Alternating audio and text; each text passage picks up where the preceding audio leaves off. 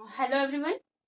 आज हम कवर करेंगे एमबीपीएससी की यूनिट नंबर 6 के फर्स्ट टॉपिक को, जिसमें हमको पॉलिटी के बारे में पढ़ना है। तो पॉलिटी का जो टॉपिक है पहला वो है 1909 का एक्ट, और इसके बाद दूसरा टॉपिक है 1919 का एक्ट। इसके साथ ही हमको 1935 के एक्ट को भी कवर करना है।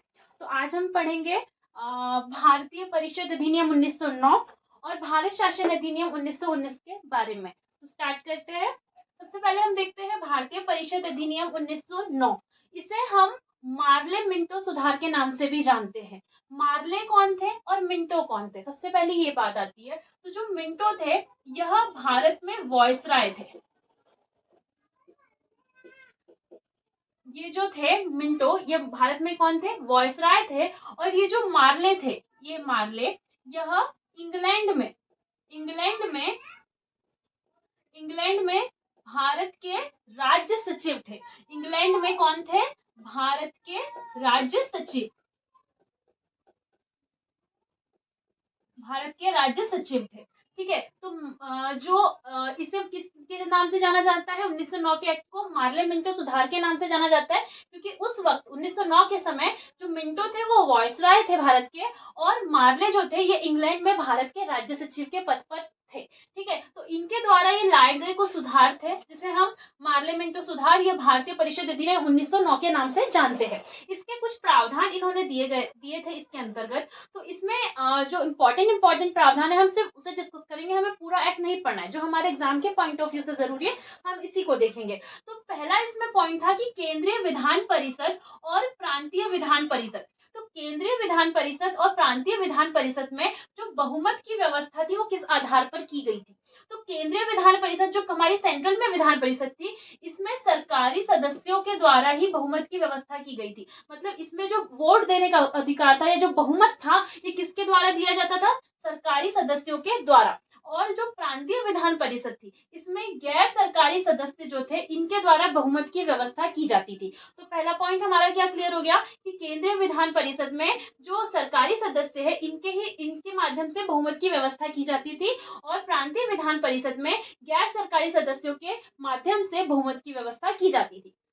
दूसरा यहाँ पर इंपॉर्टेंट टॉपिक है कि सत्येंद्र प्रसाद सिन्हा को वायसराय की कार्यकारिणी परिषद में नियुक्त किया गया था, और यह प्रथम नागरिक बने थे। तो सत्येंद्र प्रसाद सिन्हा जो है 1909 के एक्ट के तहत वायसराय की कार्यकारिणी परिषद में नियुक्त होने वाले प्रथम भारतीय बने थे। और एक कौन से सदस्य बनाए गए थे, यह विधि सदस्य बने थे। ठीक है, यह विधि सदस्य के पद पर नियुक्त किए गए थे। तीसरा इसमें इंपॉर्टेंट पॉइंट था कि 1909 के एक्ट से पहली बार केंद्रीय विधान परिषद हेतु मुस्लिम वर्ग के लिए पृथक निर्वाचन की व्यवस्था की गई थी। मतलब यहाँ से ही जो सांप्रदायिकता थी वो जो अंग्रेज थे इन्होंने फैलाना स्टार्ट कर दी थी, क्योंकि यहाँ पर 1909 के एक्ट में इन्होंने पहली बार जो केंद्रीय विधान परिषद थी, सिर्फ केंद्रीय विधान परिषद में मुस्लिम वर्ग के लिए क्या किया था, पृथक निर्वाचन की व्यवस्था की थी।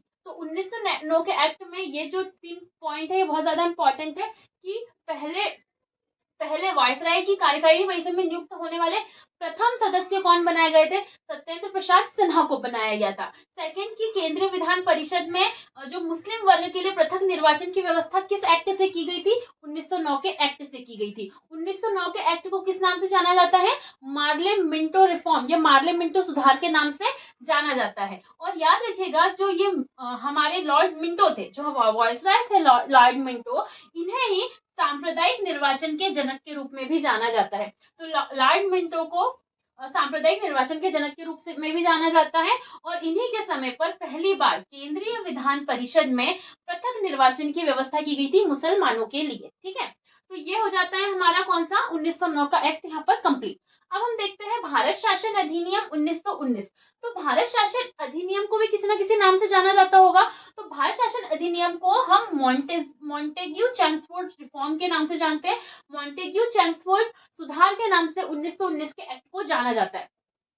अब इसमें जो चेम्सफोर्ड थे, ये चेम्सफोर्ड यह भारत के वॉयसराय के पद पर नियुक्त थे। उस समय चेम्सफोर्ड कौन थे, भारत के वॉयसराय थे, और मॉन्टेग्यू जो थे वह इंग्लैंड में भारत के राज्य सचिव थे। इंग्लैंड में भारत के राज्य सचिव कौन थे? मॉन्टेग्यू थे। तो इसीलिए इसे मॉन्टेग्यू चेम्सफोर्ड सुधार के नाम से भी जाना जाता है 1919 के एक्ट को। इसमें कुछ प्रावधान दिए गए थे। तो प्रावधान ये थे कि केंद्र में, मतलब सेंट्रल में, द्विसदनात्मक विधायिका की स्थापना की जाएगी।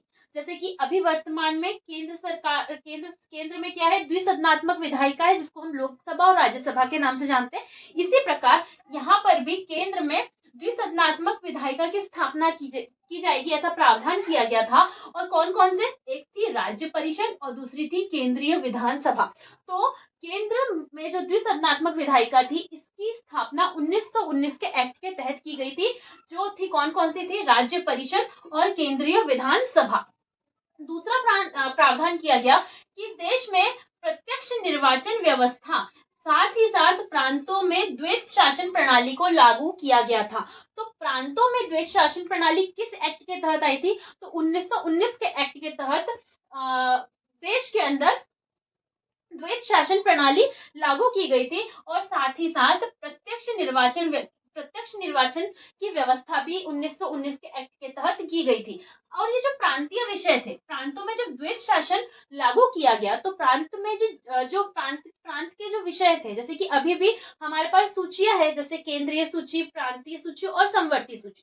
ठीक है, तो इस तरीके से जो प्रांत में शासन था, इसमें जो सूची थी प्रांतीय विषयों वाली, उसको भी दो भागों में बांटा गया। पहला था हस्तांतरित विषय और दूसरे थे आरक्षित विषय। तो प्रांतीय विषयों को दो भागों में डिवाइड किया गया, हस्तांतरित विषयों में और आरक्षित विषयों में। और हस्तांतरित विषयों की जो जिम्मेदारी थी वो किसके अधीन थी? तो वह गवर्नर के साथ जो विधान परिषद के प्रति उत्तरदायी मंत्री थे, उनके पास हस्तांतरित विषयों की जिम्मेदारी थी। और जो आरक्षित विषय थे, तो आरक्षित विषयों की जो जिम्मेदारी थी, वह गवर्नर व उनकी कार्यकारिणी परिषद के पास थी। तो जब 1919 के एक्ट के तहत प्रांतों में द्वैत शासन प्रणाली लागू की गई, तो उन प्रांतों के विषयों को दो भागों में बांटा गया, हस्तांतरित विषय और आरक्षित विषय। हस्तांतरित विषयों की जिम्मेदारी किसके पास थी? गवर्नर व उनके विधान परिषद के प्रति उत्तरदायी मंत्रियों के पास। और आरक्षित विषयों की जिम्मेदारी गवर्नर व उनकी कार्यकारिणी परिषद के पास रखी गई थी। इसके साथ ही विधान परिषद जो थी, विधान परिषद में 3 प्रकार के सदस्यों की व्यवस्था की गई। तो विधान परिषद में 3 प्रकार के सदस्यों की व्यवस्था की गई थी। पहले थे निर्वाचित सदस्य, जिनकी संख्या थी 71%, मतलब 100% में से निर्वाचित सदस्य कितने नियुक्त किए गए थे? 71% जो थे निर्वाचित सदस्य थे। मनोनीत सरकारी जो थे यह 18% थे, और मनोनीत गैर सरकारी जो थे यह कितने प्रतिशत थे? यह थे 11%। इसके साथ ही साथ 1919 के एक्ट से सीमित मताधिकार तथा सांप्रदायिक निर्वाचन मंडल की व्यवस्था की गई। हमने अभी देखा कि 1909 के एक्ट से यहाँ पर क्या किया गया था? केंद्रीय विधान परिषद में मुस्लिम वर्गों के लिए पृथक निर्वाचन की व्यवस्था की गई थी। अब यहाँ 1919 के एक्ट में जो इंग्लैंड सरकार होती है, वो अपने इसमें और बदलाव लाके सांप्रदायिक निर्वाचन मंडल की व्यवस्था करती है, के आधार पर सिखों को, ईसाइयों को, इन सभी को क्या कर दिया जाता है? बांट दिया जाता है। ठीक, तो यहाँ पर सिखों, ईसाइयों को सांप्रदायिक निर्वाचन मंडल की व्यवस्था करके क्या कर दिया जाता है? बांट दिया जाता है।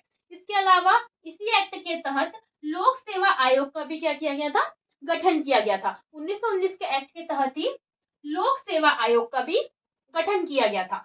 और पहली बार केंद्रीय बजट को राज्य बजट से अलग किया गया था 1919 के एक्ट के तहत ही। तो इस एक्ट के तहत ही पहली बार क्या किया गया था? केंद्रीय बजट को राज्य बजट से अलग किया गया था। और भारत में महिलाओं को मत देने का अधिकार भी किस एक्ट से आया था? इसी भारत शासन अधिनियम 1919 के द्वारा ही पहली बार भारत में महिलाओं को वोट देने का अधिकार दिया गया था। और इसी एक्ट में कहा गया था कि एक वैधानिक आयोग का गठन किया जाएगा, और जो 10 वर्ष के पश्चात क्या करेगा? जांच करने के बाद अपनी रिपोर्ट प्रस्तुत करेगा। तो हम लोगों ने साइमन आयोग पढ़ा है, साइमन कमीशन, जिसमें साइमन गो बैक के नारे दिए गए थे। तो इस एक्ट के 1919 के एक्ट के तहत ही क्या होता है, साइमन कमीशन की नियुक्ति की जाती है जो 1927 में होती है, और यह अपनी रिपोर्ट 1930 में प्रस्तुत करता है। कहा तो गया था कि इसके अंतर्गत कि 10 वर्ष के बाद ये जांच करके रिपोर्ट देगा, लेकिन ऐसी स्थिति बन जाती है कि साइमन आयोग की स्थापना 1927 में ही करनी पड़ती है, और वह अपनी रिपोर्ट 1930 में प्रस्तुत करता है। और यहाँ एक इम्पॉर्टेंट क्वेश्चन ये भी बन जाता है कि जो द्वैत शासन है, प्रांतों में द्वैत शासन जब लागू किया गया था, तो प्रांतों में द्वैत शासक के जनक किसे माना जाता है, तो लियोनेल कार्टिस जो है, इन्हें प्रांतों में द्वैत शासन के जनक के रूप में जाना जाता है, और लॉर्ड मिंटो को सांप्रदायिक निर्वाचन के जनक के रूप में जाना जाता है। तो ये हमारे दो एक्ट थे, एक था 1919 का और एक था 1909 का। तो आई होप आपको ये वीडियो अच्छा लगा होगा। मिलते हैं नेक्स्ट वीडियो में। Thanks for watching.